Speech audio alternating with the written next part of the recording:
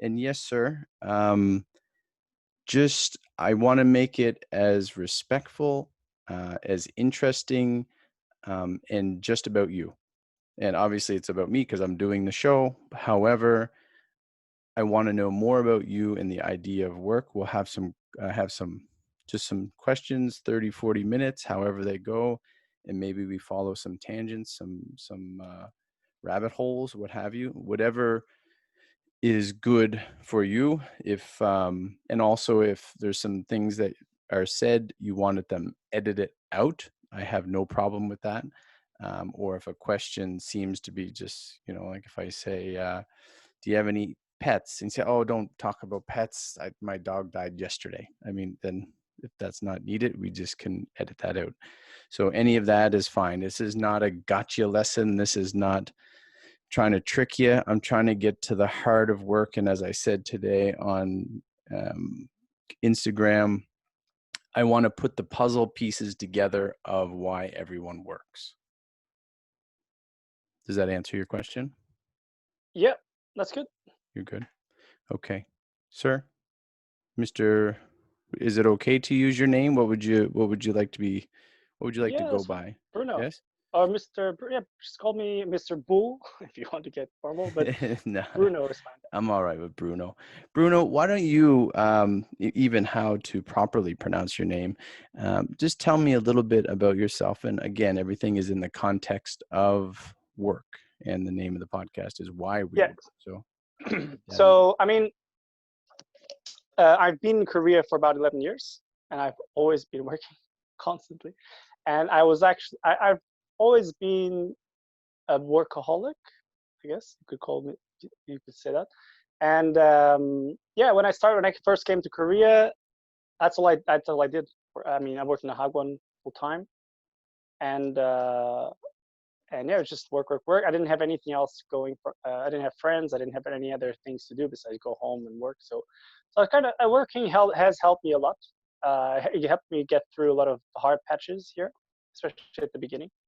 So work is definitely something that gives us meaning and helps us, get through the day or get through, just go through life when you're kind of. For me, at that time, as I said, I was alone. And I was kind of rudderless in a way, so I didn't really know where I was going, what was going to happen, and that really helped me kind of just do a good job, get good at what you're doing. It's like the kung fu philosophy. Just perfect your art, and that will, despite the hardship and difficulties and the mental challenges, in the sense that your mind's going to mess with you. It's going to say, "Oh, I'm bored," or "I want to do something else. I want to move on. I want to give up." So, well, sticking to a strong work ethic has helped me a lot, and it kept me on the right path, essentially. And before then, before Korea, I've always worked pretty much since I was trying to think about when I started working. Like, I mean, what is work, right? Work is not just exchanging time for money. It's also, and I was thinking about this. I mean, usually people call it's exchanging time for money. Basically, that's a kind of basic way of looking at it. But it's also when you're a child. Nowadays, it's not that common, but in my days, children. I used to work. I worked with my parents. So I helped my yeah, uncle. you're So leading right into that because you're mentioning right now all of the things that you're doing in the last, you said 9 years or yeah, 10 years, and you're mentioning now back into your childhood. So what was your first job? What was the first thing that got you like, okay, you mentioned a little bit about money and childhood and different motivations, but what was that first taste of that's the money thing. or reasoning for doing it? And the reason I started off like that is that I started working at a very young age, but I wasn't earning money per se. I mean, I was How getting. old? How old are you? What is a young age? Oh, I was trying to think. My parents. I've been a latchkey kid for. I was a latchkey kid. What is that? Uh, What is a latchkey? so like you get home, and because both your parents work, so you get home, and there's Oh, no one like there. latch key. Latch. Yeah. Yeah. Okay. Okay. That is like latch key or something, but Okay. Yeah, I understand that. Um, and yeah, and then but during I was at home, but during the summers, so my parents always worked. My dad had like normal, you know, kind of white collar work, whereas my mom was she used to run stores, and initially for franchises, and then she had her own stores like a news agent, a coffee shop, and I used to go and work there on the weekends. So Of what would course, you not on do the in weekdays. these? So you're thinking back. So what was it you were doing with your mom or in these stores? What was your responsibility? So I mean, yeah. So on the weekends, what we do is see. I'm trying to think back That's if I had way done back. anything else before that, because Yeah. that's the only earliest job again. Is that a job? I mean, I was conscripted in a sense, because basically my mom would have to go there, and she'd go at like 6 a.m., 7 a.m. and and she just said, "Bruno, you want to come?" I don't remember what she told me, but she must have said something like, "Bruno, come with me, help me out, and I'll give you something." And I'll I don't give remember. you dinner today. There had to be an incentive, Yeah. because I remember doing. So we start at 7 and leave at 7 or 8 or 9 or whatever. Well, Um, that's a job. That's like 12, 14 hours. I, I You're I doing wasn't working the something. whole time though. Yeah, I Yeah. wasn't doing the whole time, and especially Yeah. I mean, so basically I go there like the news agent. I went there, and then in the summer it was like pretty much every day for about a And month or two. how old were you at this point? I'd say 12 or 12. 13. Yeah. And like I remember, like in the news agent, they'd bring the newspapers, and for some reason they wouldn't put them together. They just bring them in like so. It's like 10. There's one newspaper, and you got Uh-huh. 10 different parts Sections. Yeah. sections, and you'd have to put all together. And it was like just very very repetitive work that my mom obviously didn't want to do. And so I do those kind of things. So she And calls you in. yeah, hey Bruno, I'm the right man for this job, right boy. And yeah, and like stacking the shelves, checking Yeah. inventory, once in a while serving customers. But you know, I mean, yeah, I think I did a little bit of that at some point, um, when she had to go out for like do some errands or go to the bank or whatever. And yeah, I think so. That's basically what I did. And then later on, she moved on to a coffee shop, which was more a bit. I was a bit older then, so I was basically a waiter. I waited tables. I got tips, and I think I was about 14, 15. Oh, it was, yeah, So, before, yeah, so that was that was during the summer. Yeah. your totally motivated job, not told to do it, but this is now your. Yeah, that was, I mean, it was hard because you had this was there were a lot of business people in that area.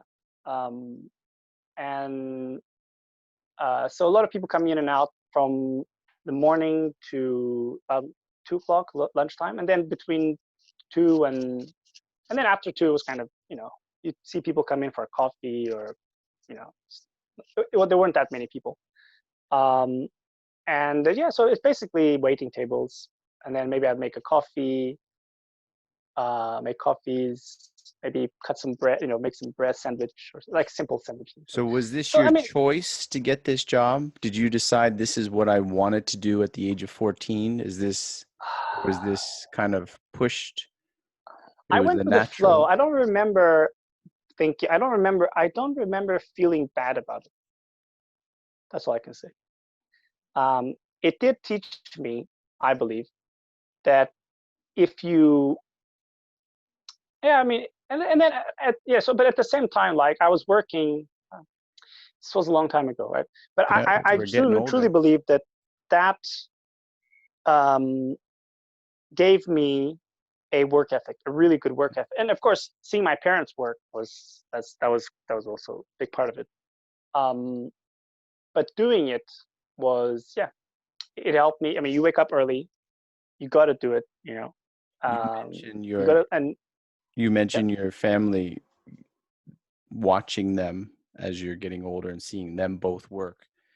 yeah. Is there something that they specifically instilled in you, or is it just by their actions you saw, or was there a clear message that, say, your mother or your father kind of Um, engraved into your heart about, as you're it, saying, it was work for ethic, example. It was for more about, example? for example, because I don't remember. I remember one thing they told me once, and this was later on when I was about 16. Um, I met my uncle in the summer, and I was at my grandmother's house, and he said, "Hey Bruno, want to go to France?" I was like, "It's just the beginning of summer." I was like, "Yeah, what do you mean? What's the Like catch? now? What do you mean?" And basically, he wanted to drive his van from London Okay. to a small. So my family has a kind of small, very old, small house in the countryside in France. It's called La Grolle. It's Okay. like the western side. How many It's how about many a. languages do you speak, Bruno? I've I learned. Okay, I've been exposed to about. I mean, I've studied 8 languages. really. Some more than others, formally. And I understand. It's again, I don't speak all those languages now. Yep. Bits and pieces now Yep. because I haven't practiced. But I understand some of it. I did growing up was English. I did. I did German in my middle school. I did French. Middle school. So in school, I did German, French, uh, Portuguese, bit the Portuguese. Um, so that's 4. And then later on in life, then my major is Chinese and economics. So I did Chinese. And I lived there for a year, so I got a good exposure to that. And I did Japanese while I was doing that. Actually, initially I wanted to do Japanese, but then my father. Okay, this is different. We're going on a tangent now, but I want to do Japanese, so but then I did Chinese, and then I met a really nice English guy, and he was like he was obsessed. He still is. I don't know now, but he was obsessed with languages. Yep. Languages, especially Asian languages. And he was fluent. He lived in Japan while he in England. They have a program where they'll send high school students for a year to live with a family in Japan, and he did that. So he was like fluent in Japanese, and he helped me out. So by the end of my degree, I passed. I studied Japanese, and I got a first. Which, if you don't know, in England, getting a first in university is damn is Very good. quite hard. I did Japanese, did Chinese. Now I'm Korean, obviously. I did Hmm. 2 semesters in Kimyong. Did you? And then, I mean, yeah, I didn't know you did that. How was that, taking that there? the Korean. Yes. So if you have the time, I recommend it. And if you really want to learn, that's the best way. And this is from, I'm not just because the system is good, but I mean, it's like it was like 4 hours a day, 9 to 1. And keep in mind, I was doing that while I was working in the Hagwon full time. So N- basically, and That's why I asked, because I knew you spoke a few languages just by knowing you, but that many, it shows, especially with the number of jobs you just mentioned you have done over a number of years. It shows the work ethic that you're referring to. Like, for someone to learn, even to understand your own. I heard a quote once, not a quote, a guy I know. He's like, "My second language is English. I'm yet to declare my first." Right? And you're not talking about a first or a second. You're talking eighth or 10th. yeah, I mean, yeah, fair enough. Yeah, I don't like to bring it up too much because I can't speak it. I can't speak No, them. no. I'm fluent in them, so I feel a bit bad. Well, you don't Um, use them. They're not around you as well, but you're using at least a few on a regular yeah, basis. once in a while. Yeah. Um, anyway, yeah, and then I mean, I did Spain. I lived in Spain for a bit. My parents moved. My dad moved there. Oh, to Gibraltar. He had a business and lived in Gibraltar. Or no, actually, he had a business in Gibraltar, which is English. But then he lived in Spain, so I lived there for a while. Picked up Spanish, and then Italian is kind of. I didn't never study Italian, but I just it's romantic languages. They're all kind of So, similar. as you first start moving after the age of 14, did you continue to work? Did you start to find a drive and a desire to keep working for whatever reasons?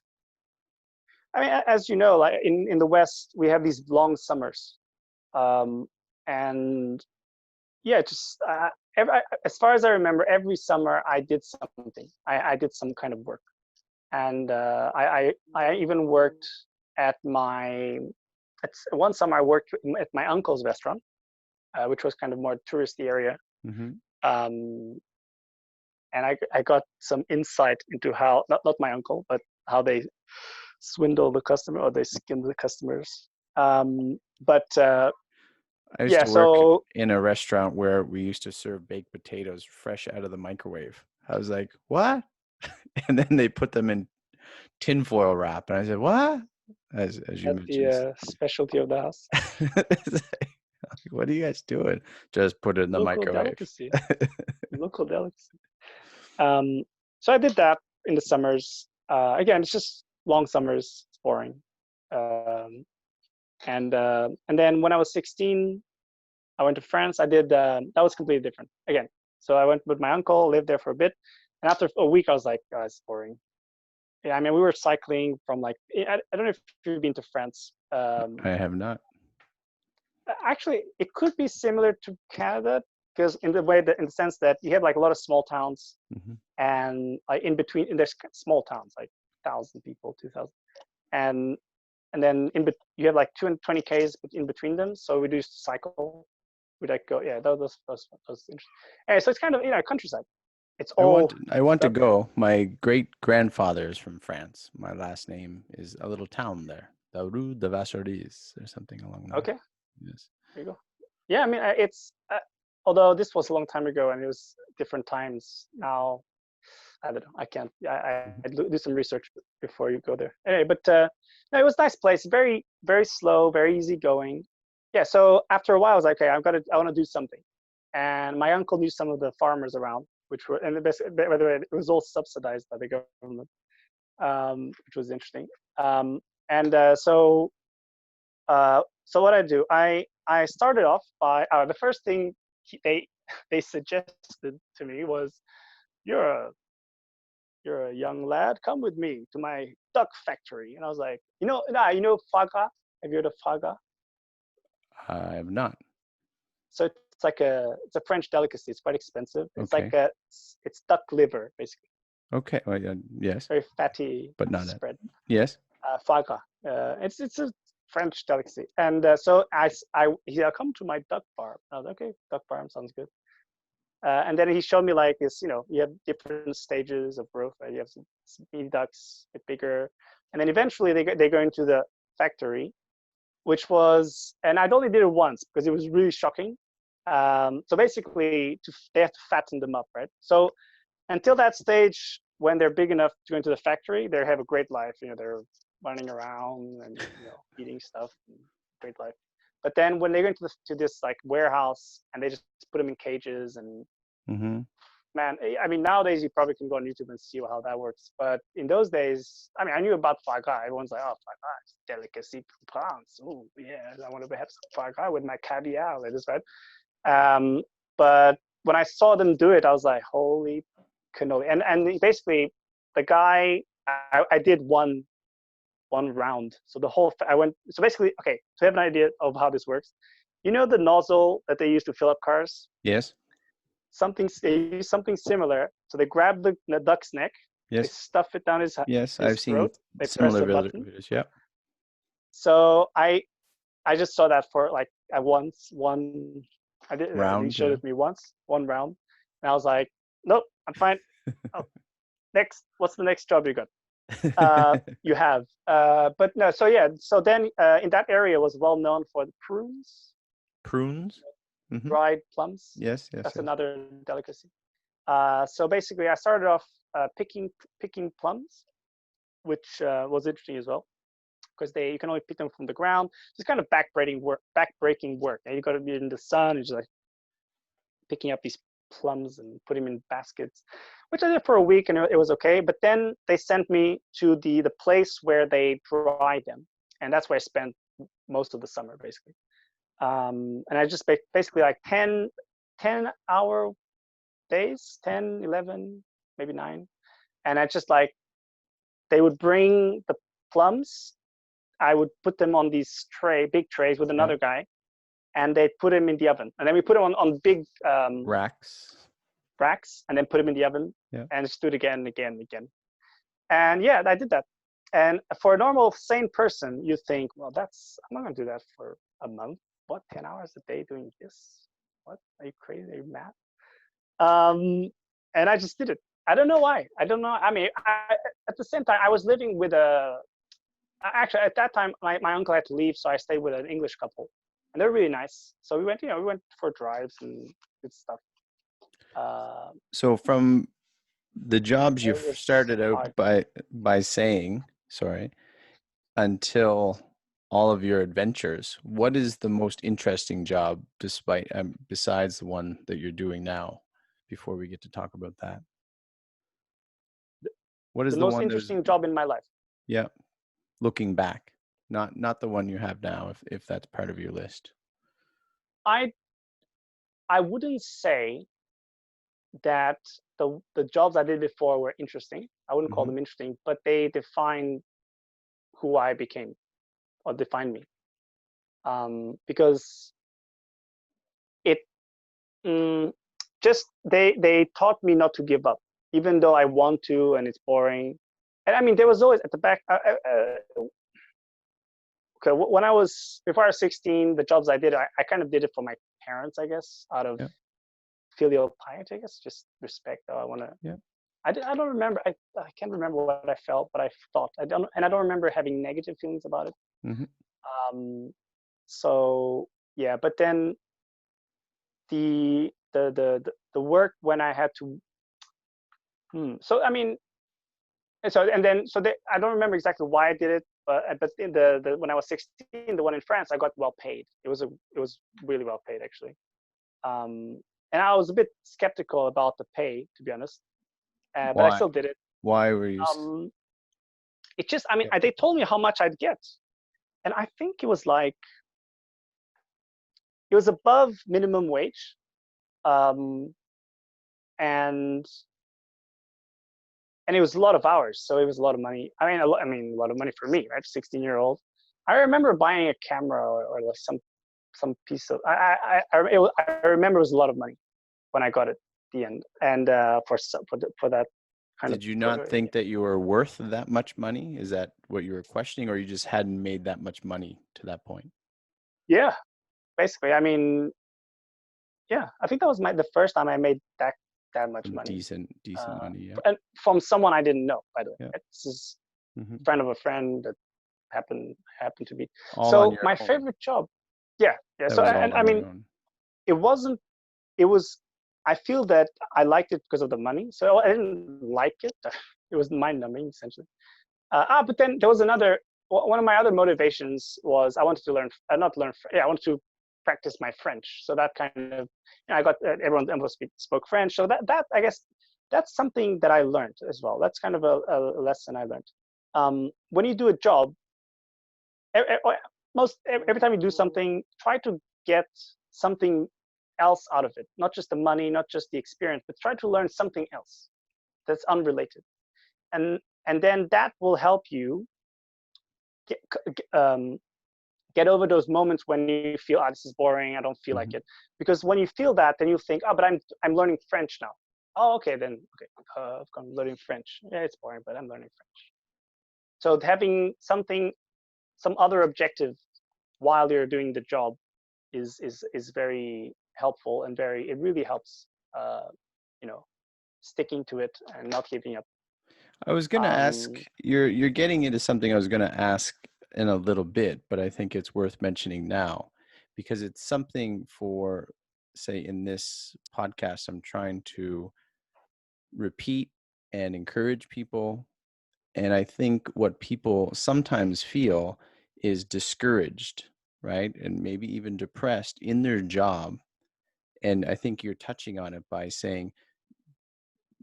what you're saying, doing something else, not just what that task is. Can you elaborate on that, and maybe even the benefits of people who, besides yourself knowing it, what other people probably are experiencing, the benefits of doing something else besides your yeah, job?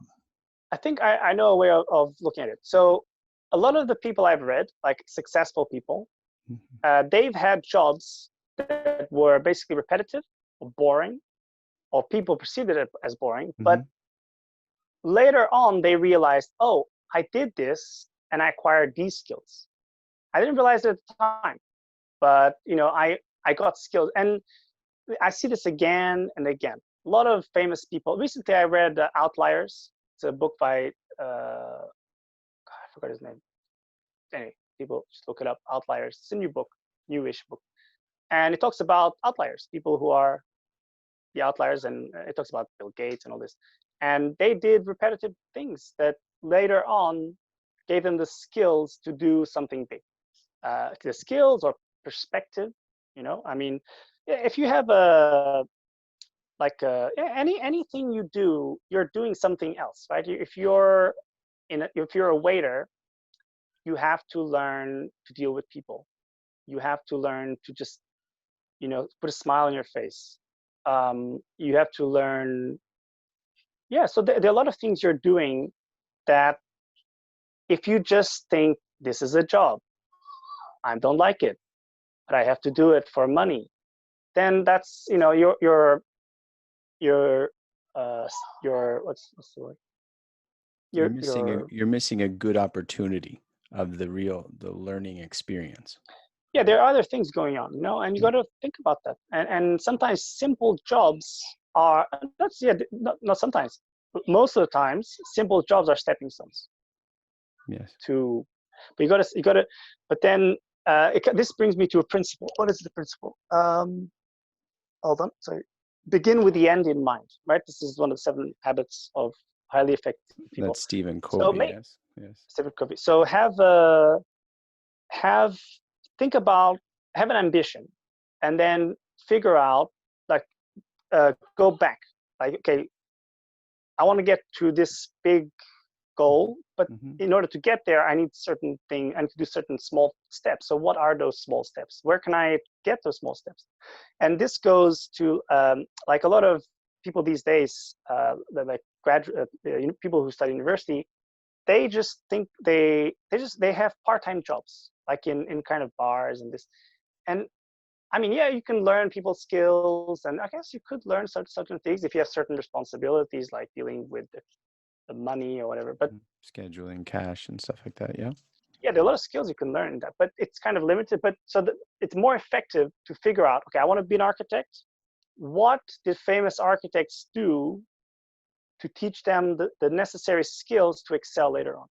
And then make a plan, like where are these jobs, these yeah. So that's very important, and a lot of young people don't think like that, and they kind of waste their time in these low paid jobs, but which are essential for them later on. Yes, we need low paying part-time jobs, and we need that in society because it gives people a chance to get some experience. But at the same time, choose the right one. Don't just go for a generic one, which is bartending or waitering. Yeah, do it for a while, learn those skills, but okay, fine. But then be more specific. Have standards. I think that's something that I learned from so these famous people that I read about. And now, okay, I still haven't answered your question.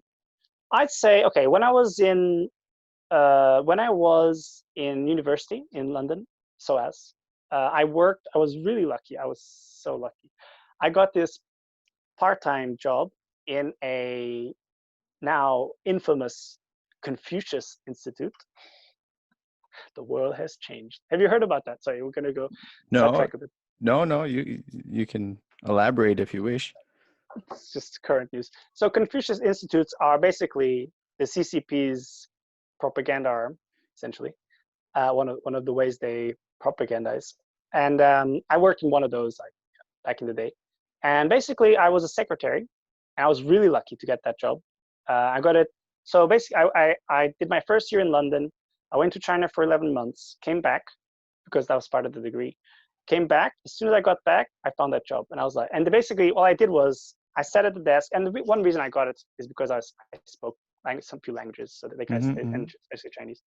And in that, it's kind of part of the school, but it's a little bit independent. So they had their own funding and they had their own programs. So the school itself taught these languages, Korean, SOAS, the School of Oriental and African Studies. So they taught all these languages in the school, but then people from outside the school could go to the center and they could learn these languages, right? Kind of more private. It's not, yeah.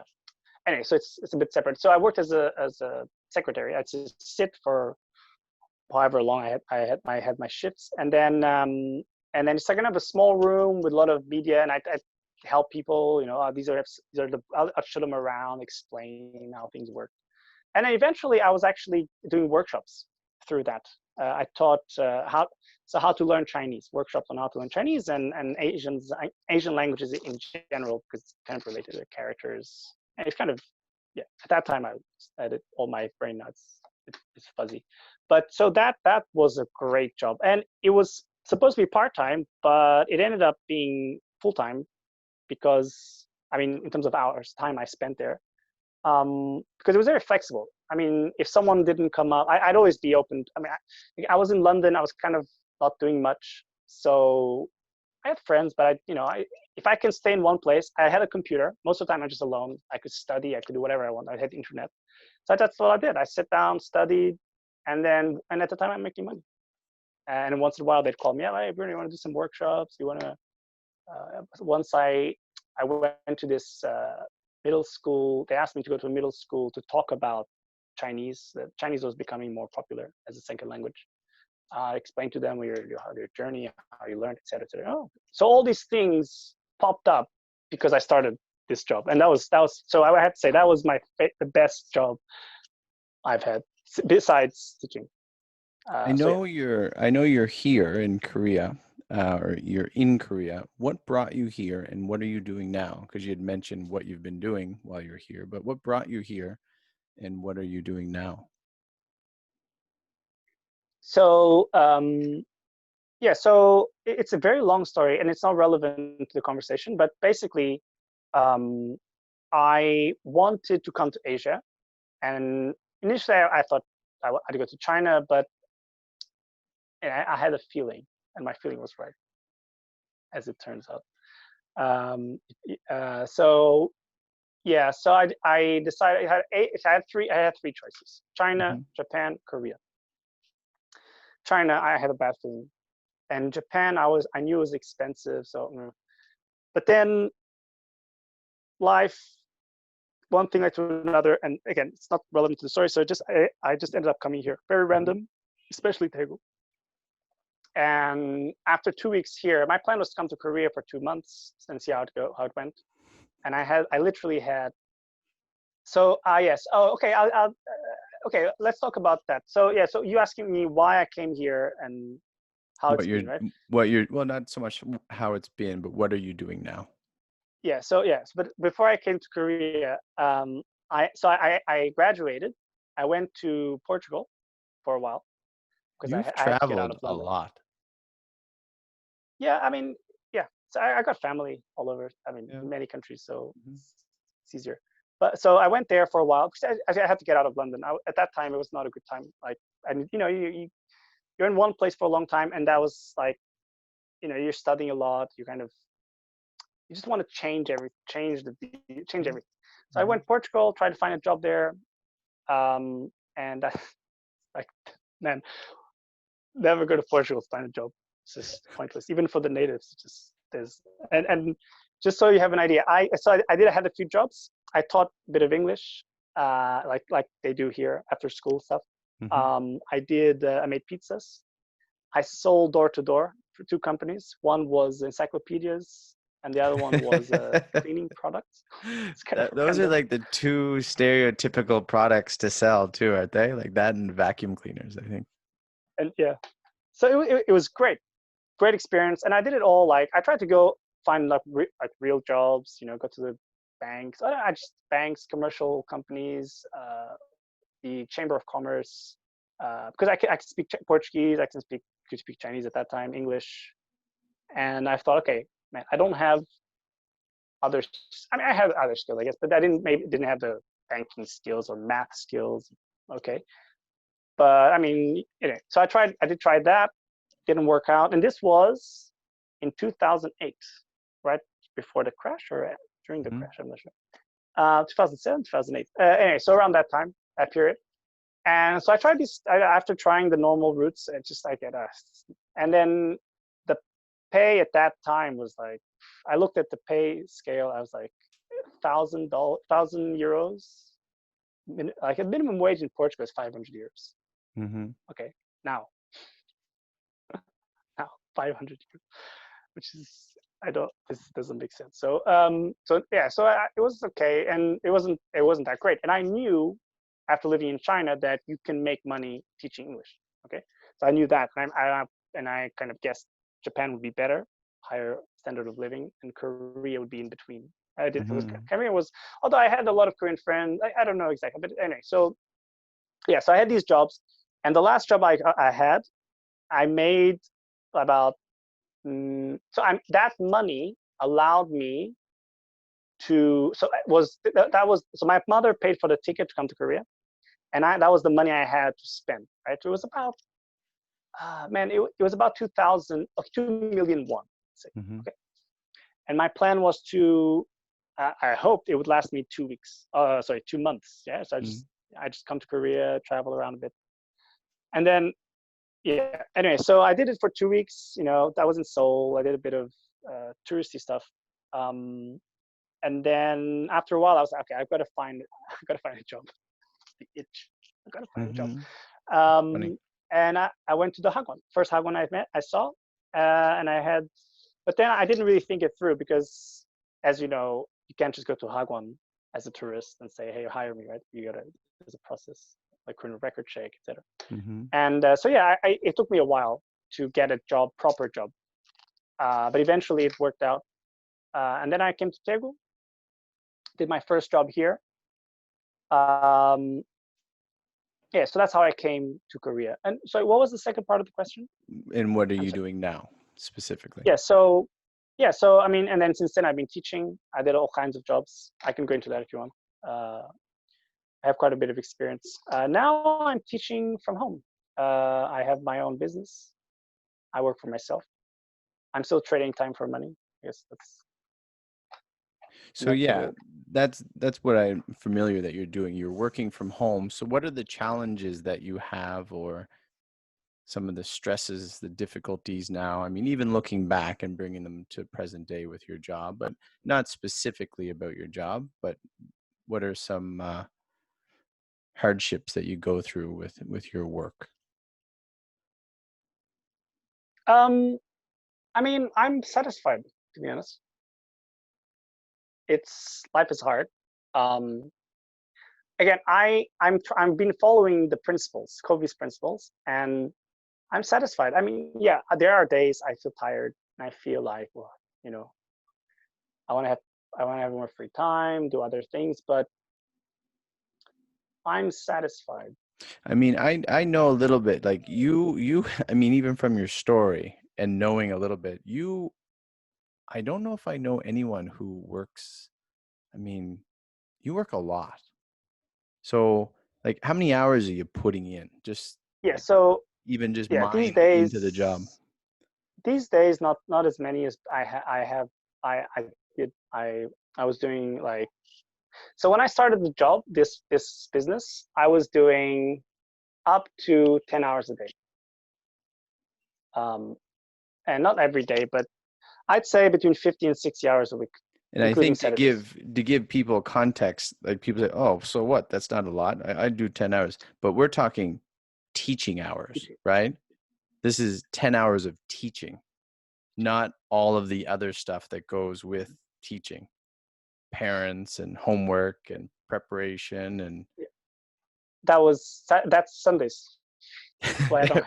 I right. still to this day, my Sundays. I'm after 8. I gotta do report cards. I gotta prepare. Once in a while, I have to photocopy stuff. I have to think about. I have to decide the books I gotta use. I gotta change a curriculum once in a while.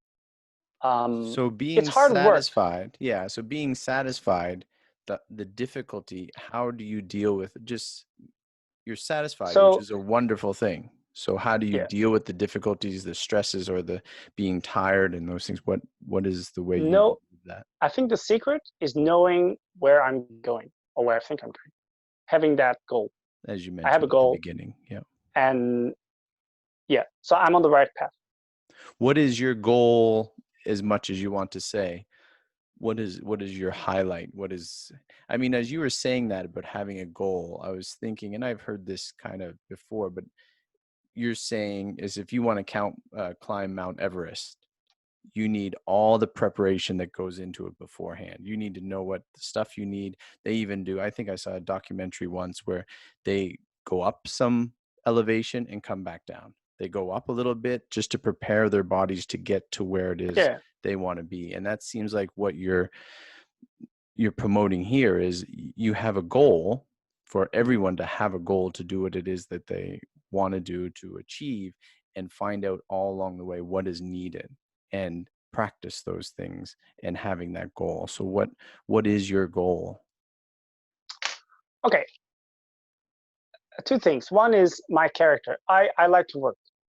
There's no doubt about The that. idea, but the idea of not working is a little bit scary to me, and because I feel like I have to be productive somehow. And even when I work a lot, I still at the back of my mind, and I've been thinking about this. Why do I keep thinking negative things like, You this think is you're not not enough? working enough?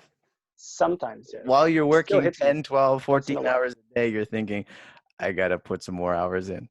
It's all about perspective. It's all about, you know, yeah. So yeah, I mean, I guess that's one thing I can highlight, like putting things in perspective. Like you will work as much as, okay, how do I put this into words?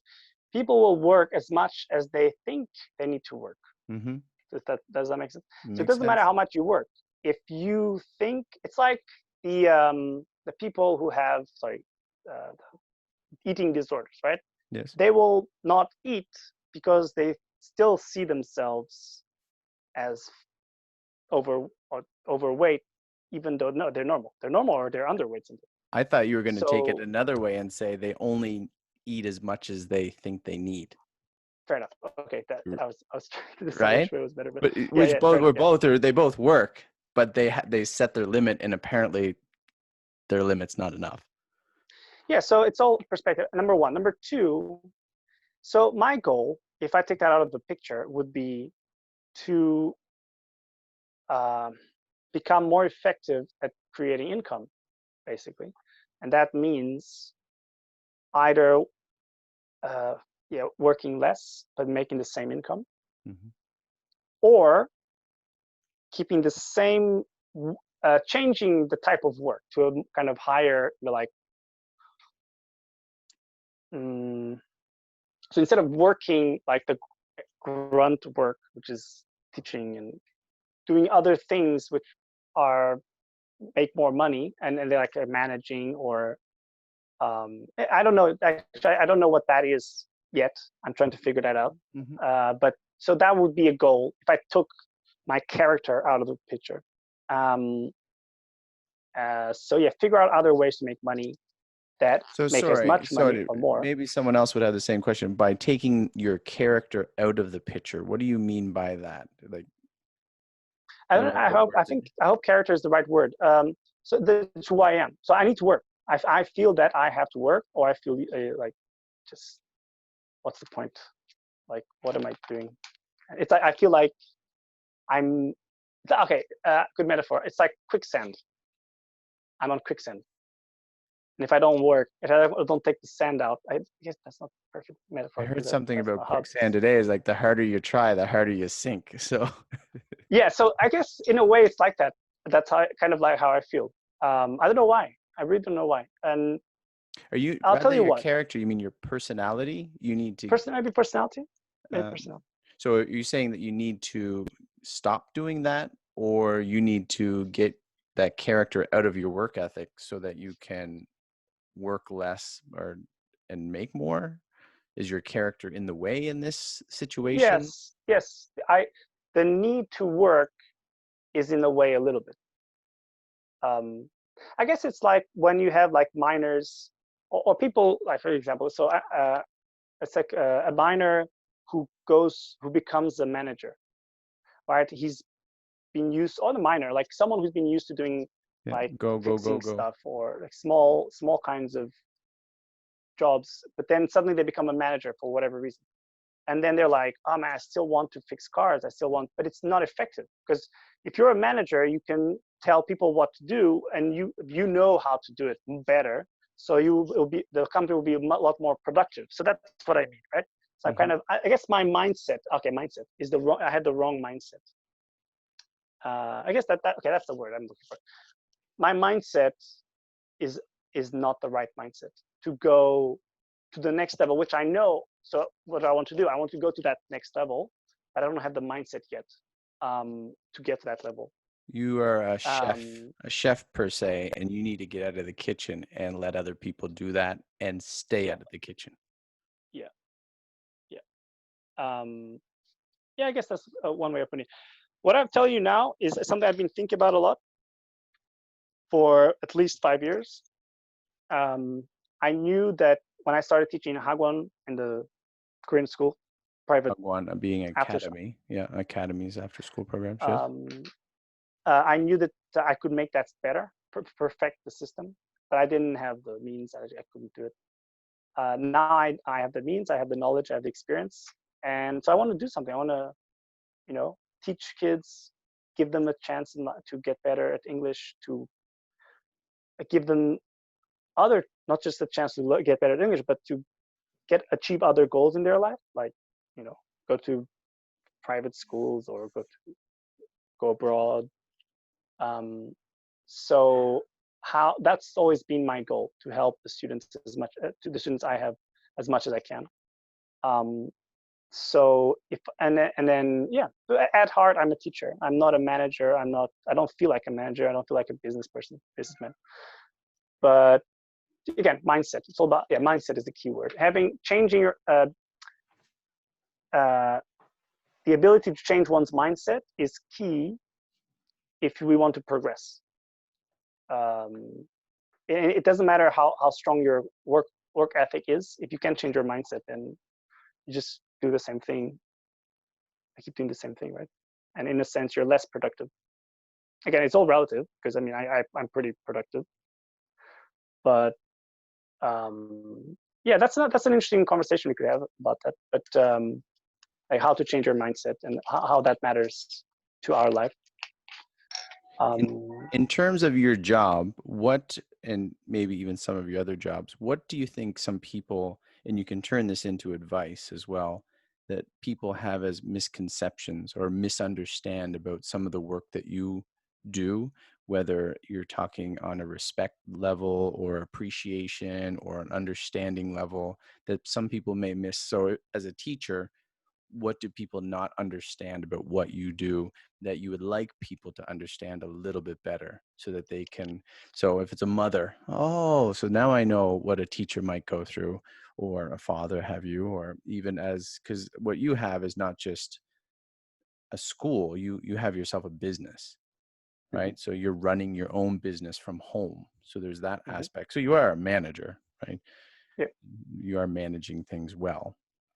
So what do you think people may not, and the advice part might be, someone could do this because of this reason or that, or something they may want to be prepared for if deciding to get into teaching or running their own business from home? What advice? We're talking about career, right? You're talking about you and your job. And I mean, as a teacher or a business owner, I think that can transfer to different disciplines. It doesn't have to be in Korea. Yeah, but you're looking for a general principle or something that applies to everyone. I mean, again, this job is a niche market, right? It's specific to Korea. And I mean, misconception. Yeah, I mean, teaching is, I'm not sure. It's difficult to answer the question if you want to make it, include, if you want to advise people who are not in Korea, right? I make it like a general principle. Well, I would say that for teaching, so you're teaching, so that could be any subject. And if you wanted to make it more niche, it is English, but so English is not specific to Korea. Your context is in Korea, but I think if you open it up to you're a teacher and what with your experience, because you deal directly with parents, you deal directly with distributors for books, you're doing administrative stuff. People may See, not understand the the advice I could give Mhm. would be aimed at, again, I'm trying to disconnect it from the Korean context, but it's very difficult. The advice Mhm. I can give is to foreigners who come to Korea. And Yeah. I can tell them, like, okay, you start at this level, and there are these levels, and that's what you can aim for. I'm at this level. This is what I've done to get here, and I'm thinking of going to this level. So, and this is what I've thought about it so far. So, these are the things I'm trying to do now to get to that. That I could kind of talk about that. But again, it's a niche thing. It's very specific to Korea, and yeah, I mean, dealing with parents again, it's Korean parents. My parents asked me, "Oh, so you're?" They made a comment like, "Oh, so you're a teacher, and yeah, you can teach. That's great. You're a teacher. You can teach anywhere." I'm like, I'm teaching Korean students in a specific market with Mhm. specific very specific clients, and yeah, I mean, I one thing. Okay, I just thought of something. One thing, one we need to think about when teaching, is to learn the expectations of our clients. And this means the parents, obviously, and the students to an extent. Um, and so learning the expectations and the standards that they expect and that we are expected to have, that's important. I think that's something That's important pretty to keep in mind. universal. That's Yeah. universal, right? So that could be, yeah. And how do you find these expectations and standards that are set before you? I think that, again, I've been in the game, in this, it's not a game. I've been doing this for a long time. Mhm. And I kind of can read minds, not 100%, but I can see where things are going a lot of the time. And for example, when I see a child that reaches my expectations, um, 90% of the time, I know more or less how to deal with the parents and what to say. Because a lot of times, like the child is doing great, they're again they're doing what I want them to do, and at the same time I keep in mind that I have to show the parents what they want to see, Mhm. right? So I have my side. Okay, they're doing what I want to do, but they also have to do something that will show to the parents that they're learning something or achieving certain goals. And so it's kind of like you gotta learn how to manage that. Do you see where I'm getting at? It's actually quite complex and something I've thought about, and now it's just automatic for me. I don't really think about it that much. But yeah, so I mean, parents in Korea, their expectation basically is, I want my kids to speak English when they send them to a foreigner, which is very low, relatively low expectation. But at the same time, at the back of their minds, they have some other expectations which they don't voice, and Mhm. they don't initially acknowledge. But after a few months or maybe a year, they'll be like, "Hey, you didn't do this, or they can't do this. I expected this. Now, why didn't you tell me a year ago?" Okay, do Mhm. you know what I mean? Knowing how to know that. So now I know that.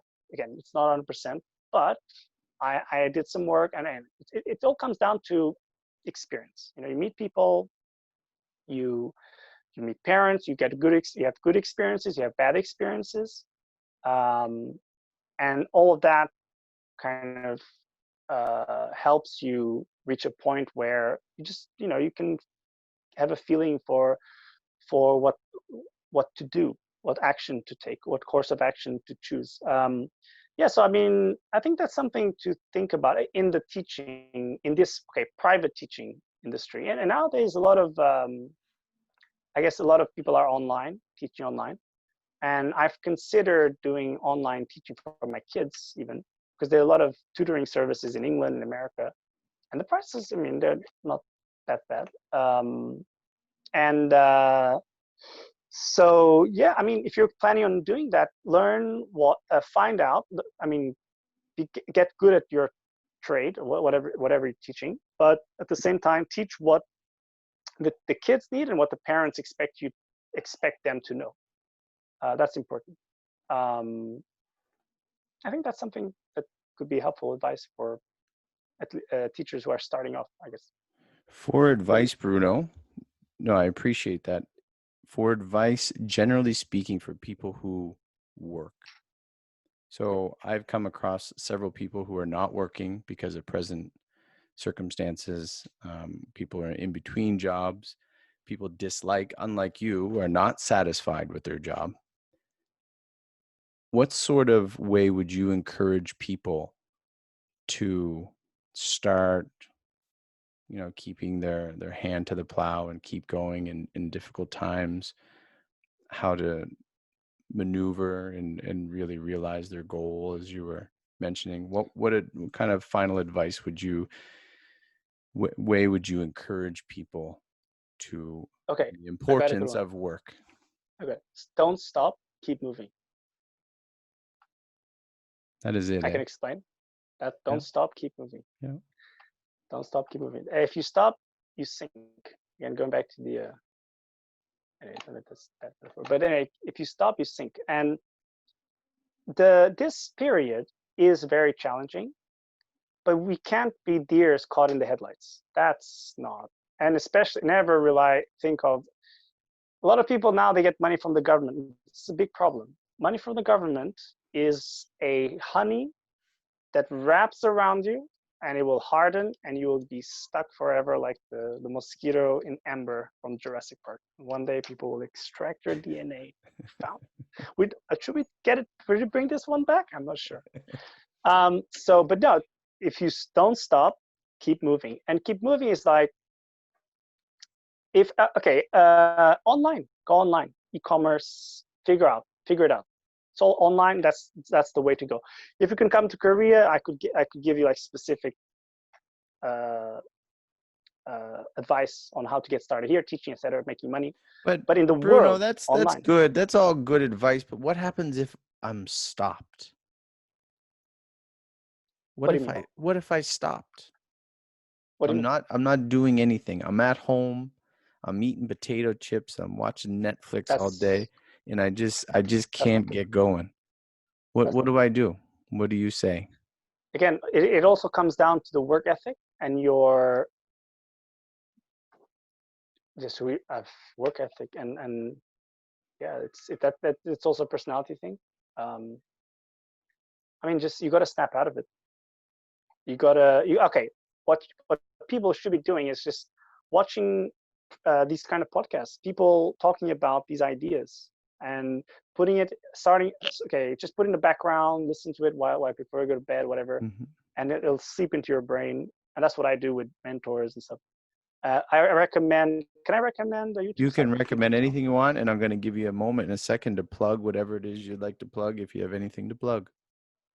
This is actually an interesting, very interesting, because usually if people have a business, they want to plug, I have this business, and come to me, I got everything, but I don't need to do that.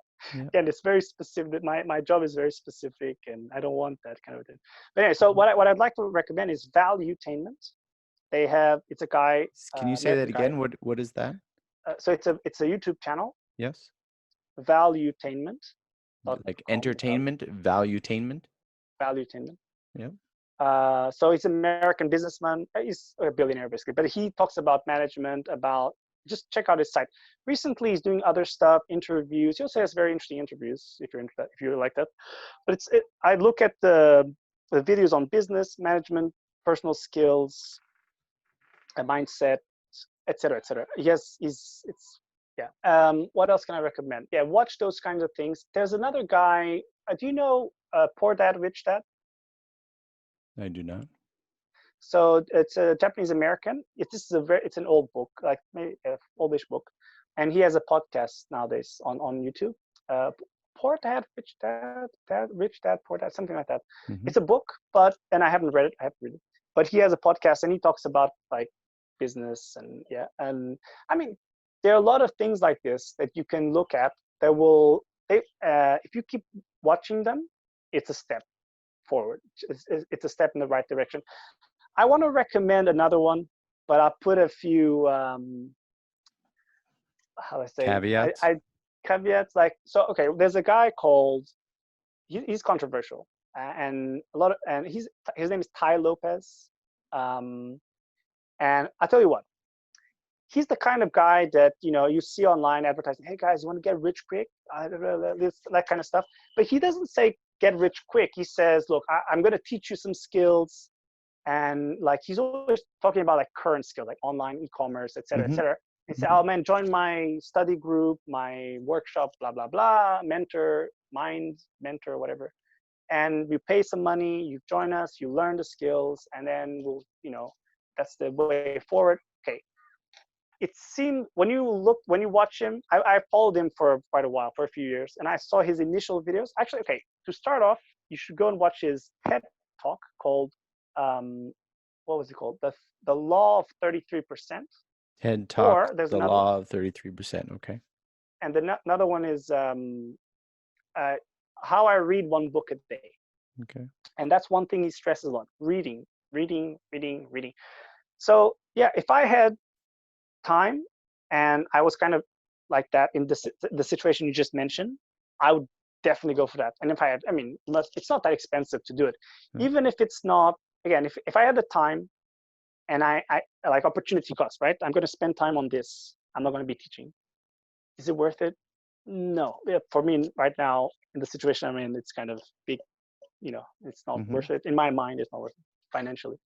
But if I was stuck at home with the internet, what else do you need? You've never had this forever. With a smartphone, whatever, you just try it out. Even if you fail, I mean, you'll most likely end up learning something, and it could be you find some answers to the next step. That is something interesting to look into. Again, Tai Lopez is very controversial and whatever, but he teaches. He has insight. He has things to teach. And if you look at his videos like 3 years ago, where he's talking about a book he read or a principle in life, and people he's interviewed, very interesting. He's done very interesting interviews. And yeah, those people: Valuentertainment, Tai Lopez, and what did I say? The Rich Dad, Poor Dad, or Poor Dad, Rich Dad. Those will get you started. And then yeah, I mean, it's all about mindset, No, right? I agree. I start listening to more podcasts, and you'll find one with a good few nuggets in it, and you listen to it again, and it reminds you of whatever your goal may be. And listening to it over and over again is not a bad thing, especially if it's a good No, nugget to remind yeah, yourself of. exactly. And What that's one is? principle he taught. He Go ahead. taught finding nuggets in books, finding nuggets in conversations, finding nuggets everywhere. Like, how do that's important. But you have to be active. You have to. Where can people Yeah. find you, Bruno, if they do? I have a couple more things I want to ask. I want to ask about what you do besides work in your free time, so to relieve your stresses. But someone wanted to find you, is there a way that they could find you? Do you have a Twitter or a Instagram, or I'm you not on those. want to make one up on the spot that you'll start just in case someone wants some of your insight? I mean, Bruno, you have a lot of insight. Like you're wise. Every time I've ever talked to you, I can stay quiet and listen to you, and I wonder where the knowledge I is appreciate coming that. from, because the knowledge doesn't come from my brain that easily. But so is there anywhere someone could find you? I mean, I know. I can Make not yourself at the a moment. Twitter. This is like, I listen to a guy that Yeah. does, like, why it's just a thing. It doesn't even have to be your name. You can put a picture of something else and then or a Twitter or something like that. There's I'll tell you what. I haven't done that, and the reason is I'm actually still one of the one thing about my personality is that I'm kind of, when I get focused on something, I'm focused. And right now I'm still focused on the business. Even though I'm doing well, I'm thinking about ahead, so a few steps ahead. Mm-hmm. And that means I have to focus on that. And when I go online, even Facebook, I want to kind of stop it, but it's an addiction. It's ridiculous. But so I mean, later I can give. I have to think about that. Maybe later you can add it to the link. Yeah, if someone wants to contact you, they can contact me, and then I will pass along Yeah. the message. Yeah. I mean, again, so I haven't had time to focus on that that side, and because I'm just thinking about the business all the time and the curriculum. And then as for things I do in my free time, like I have 2 kids, so I like to do things that. One principle I learned from my parents, and I was going to say at the beginning, but I didn't. I forgot. They taught me And something. I'll be sure to send this to your dad, by the way. Oh, please, please. So one thing I learned, I don't know if it was my dad or my mom. I think it was my dad. He said, and when I was in middle school or maybe high school, they sent us. We did an internship. So every student, first year of high school, they sent us on. We could choose an internship, and I ended up in a German chemical company. And so they had Bruno, when are you going to write a book? No, that's another thing I don't have time for. Well, you don't have time to write a book. Well, yeah, I don't. You can do an audio I book. will maybe nowadays you can just dictate it, right? They have the software for that. So it just like it was 2 weeks in a company. It was white collar, but my father said, wherever you go, try to figure out a way to make it better. Mm-hmm. Just sometimes it's small things, right? And so when and then I learned another principle from I did a bit of padok, the black and white stones, the game. Yes. The Korean game, yes. So one principle in the game is, if you're going to make a move, make sure you're doing many things at the same time. You're not just attacking, or you're not just defending. You're not just getting territory. You're doing 2, 3, 4 things. That one move means 2, 3, 4 things.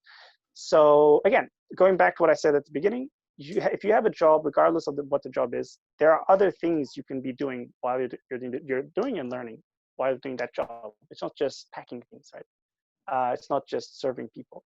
So doing many things, making a decision, and you've made a decision to do a job, take on a job, learn more than just what you see. Like figure out what else you can learn from it. So doing many do you see where I'm getting at? So Absolutely. So when I apply this to most things in my life, including when I'm relaxed, which is a little bit stressful to be honest sometimes. And I'm going to give you an example. So these days, not stressful, it's just like, sometimes I want to do my own thing, but I want to do it with my kids, right? Are you going to say like you're relaxing biking 100 kilometers or something?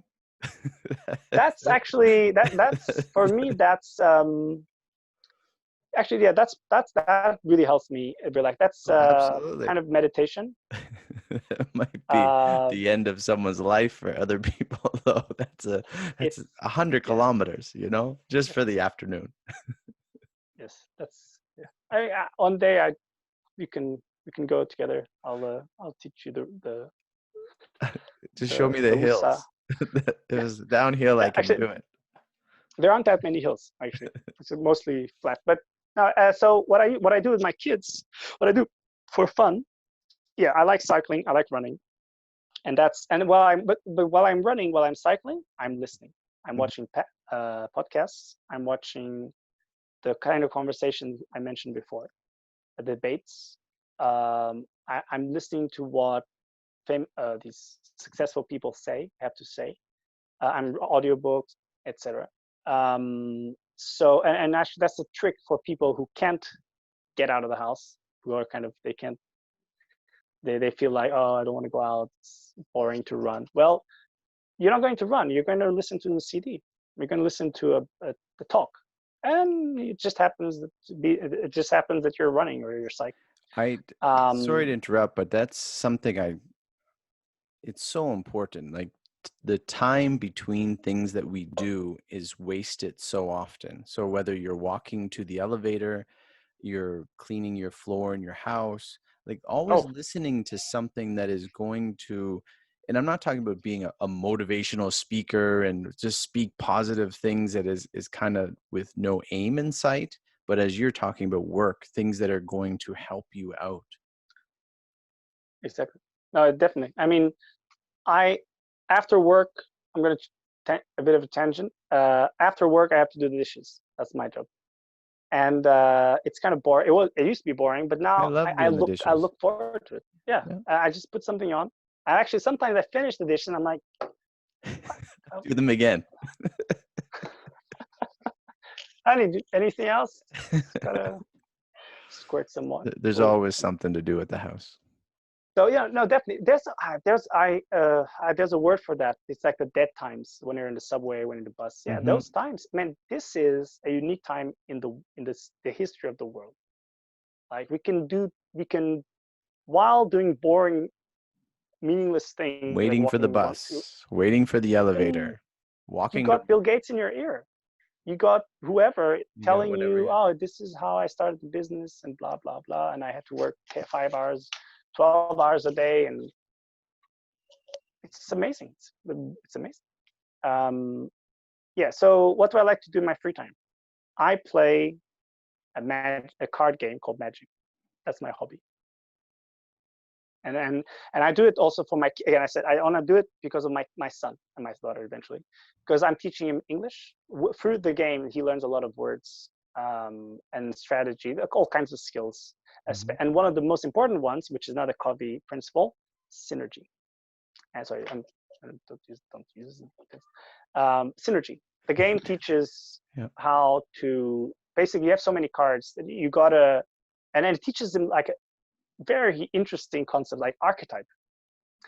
And so every set has archetypes. That word is hard. I was telling Daniel the other day, recently there's a new set coming out, and there was a video about the archetypes.